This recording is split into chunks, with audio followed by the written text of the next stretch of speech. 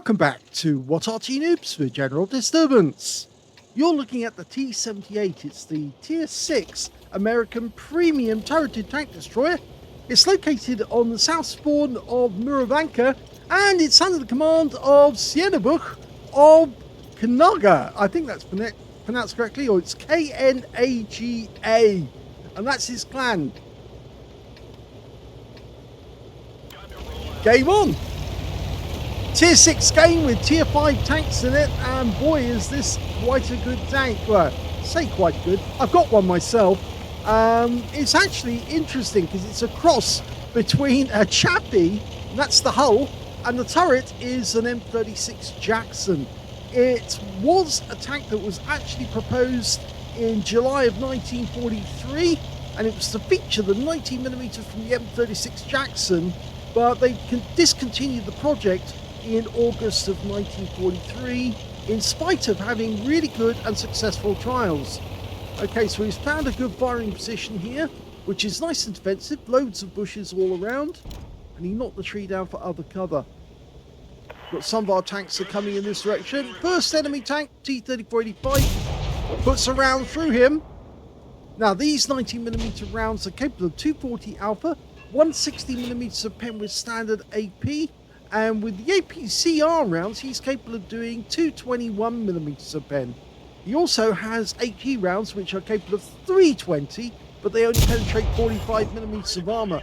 So a shot on that MT25 right now with a HE round would do him a lot of damage, but of course he'd have to reload in order to get it. But the gun handling, as you can see, is not great. In fact, it's pretty poor. But he is getting hits, and he's getting nice high rolls as well. Yes, this tank does have a long reload. Standard reload time, 7.96 seconds. He's got 7.45. But as I said, the gun handling is poor, and it does take some time for the turret to turn round. So you probably need that improved rotation device to make it work. Now, of course, they did try to make a 90mm version of the Hellcat. In fact, there's one in the game that's a premium called the Super Hellcat. But there was only one Hellcat that actually had a 90mm, and that was only for a test up at the Aberdeen Proving Ground, and they decided against actually doing it. The 76mm gun on the Hellcat was just as effective. The 90mm one wasn't decided, well, they decided not to go ahead with it. Well, he pumps one into the side. It was actually quite a long way forward there, but the VK didn't actually see him when he fired, so he was lucky there to not get spotted.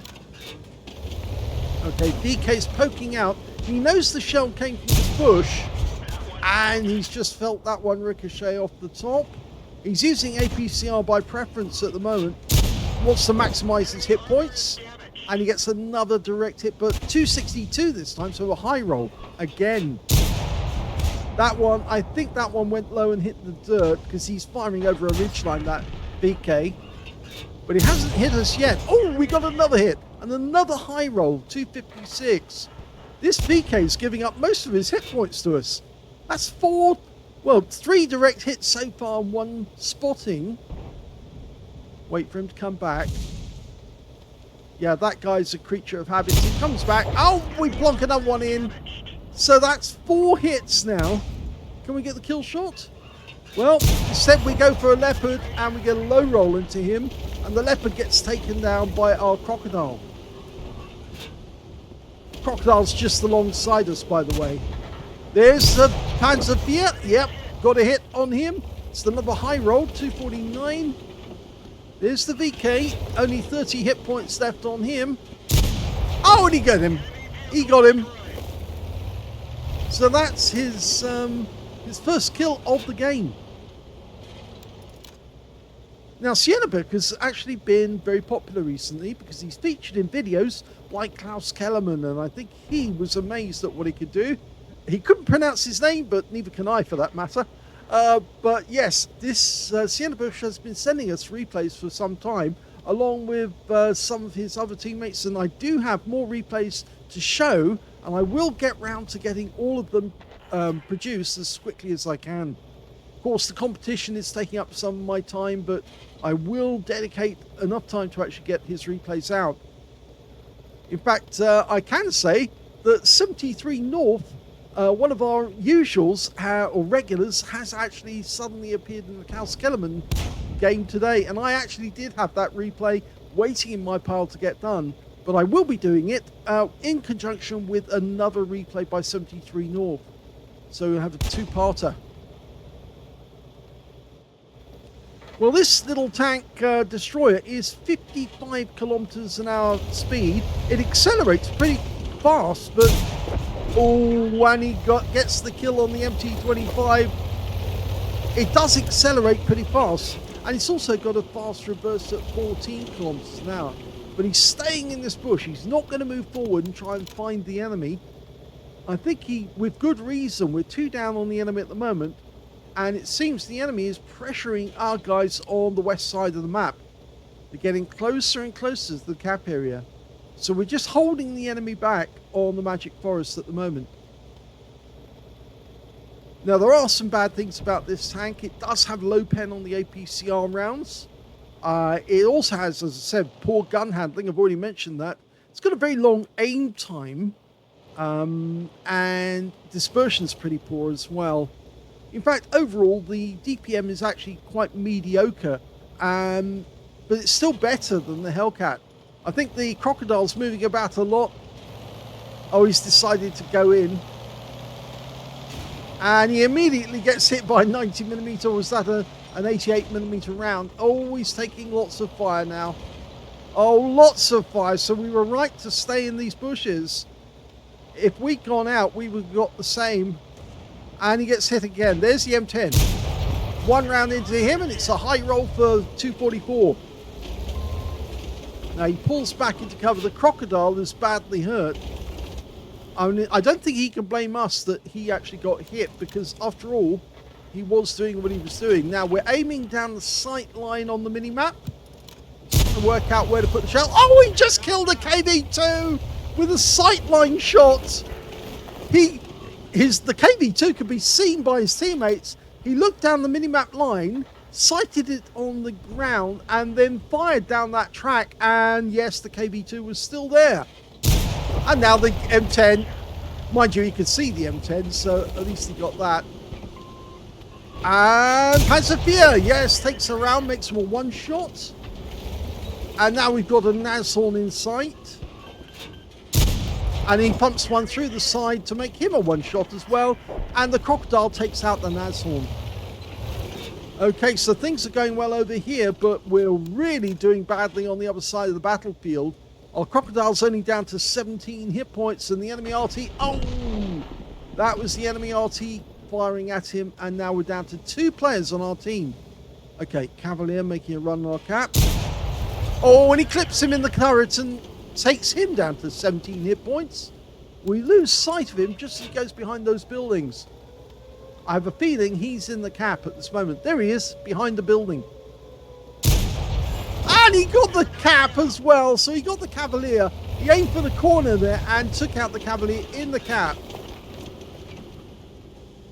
But our Semovente is now under attack from a KV1. Let it aim. Oh, bad dispersion on that one. And we've just lost the Semovente, so we're all on our own against 4 enemy tanks. That one didn't work either. Now he's taking a chance pushing out here, but supposedly there's only the Panzerfier Ausrung H in the Magic Forest and the KV1 behind us. And the 2 enemy Arty, well, I suspect they're somewhere up north, or further up north. Although if you've got any sense, they would have been moving towards the cap by now, because a what Arty Noobs player would do that. There's the Panzerfier. 1 shot. That's all it took, and that's the top gun. There's 3 enemies left. Oh, the Gorilla got a very good shot in there, but it wasn't close enough to kill us. That was the AMX-13AM, and we're moving closer to our cap to try and get a reset. That's what we've got to do first. Find the KV1, get the reset.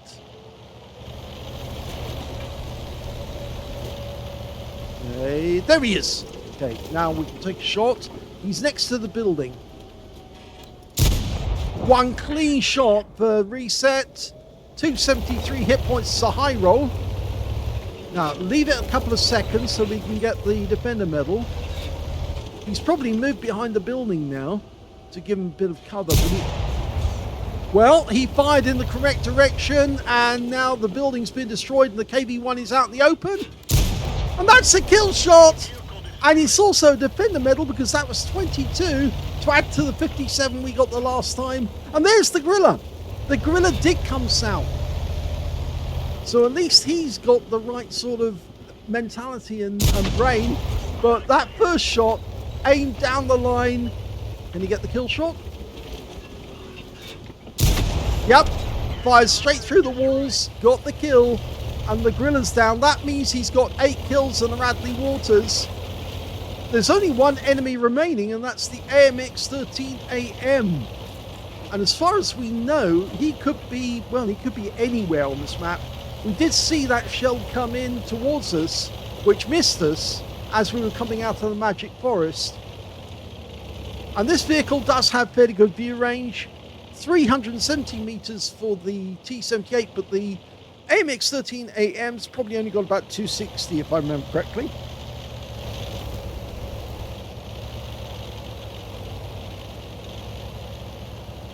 The thing is, if the AMX-13 does have his camo working, we could get pretty close to him before we actually do spot him.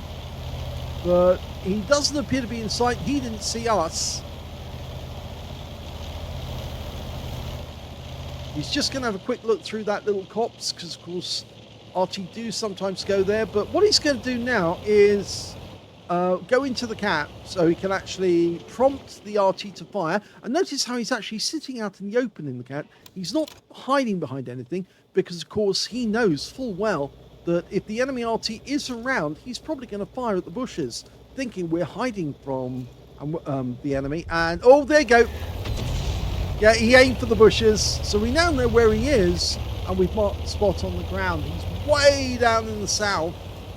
He moved as well, but he stayed behind the buildings and the hills and the trees, whereas the gorilla went straight for the cap and got spotted. Now, the AMX 13-ton tank is based on the AMX 13-ton tank. The AMX 13AM, I mean, is based on it. So it is fairly fast, but of course the T78 is faster. Now, we still got most of our hit points. The only damage we really took was from the gorilla. And seeing as we got most of our hit points, even if the AMX-13 hits us with a round, and he's got a 455 alpha if I remember correctly, so even if he does hit us shotgun, he's not going to kill us with one round, unless of course he ammo racks us, and that's, well, that's less likely. He could get through our armors. The armor on this thing is not particularly strong. 76 millimeters on the front of the turret, the rest is 25 all around, so not particularly strong on armor. But it is possible to penetrate it with the AMX-13's 105mm main gun. Now, where is he? Is he hiding? He must be. He didn't have that long to move. There he is! Okay, let it settle, let it aim on the target. Well, the first shot failed. And the guy pulls behind the building. We could shoot through the wood and shoot him behind the building, but he wants a clean shot, so he's going straight for it.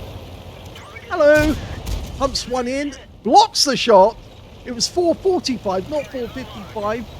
And now he's going to get the kill shot. Yes! That wins the game and gets him a Perscochi's medal, and he carried his team across the finish line. Here's the end of battle stats, and that was an ace tanker game for CIENOBUCH in the T78. He got a master gunner for getting 5 armor penetrating shots in a row.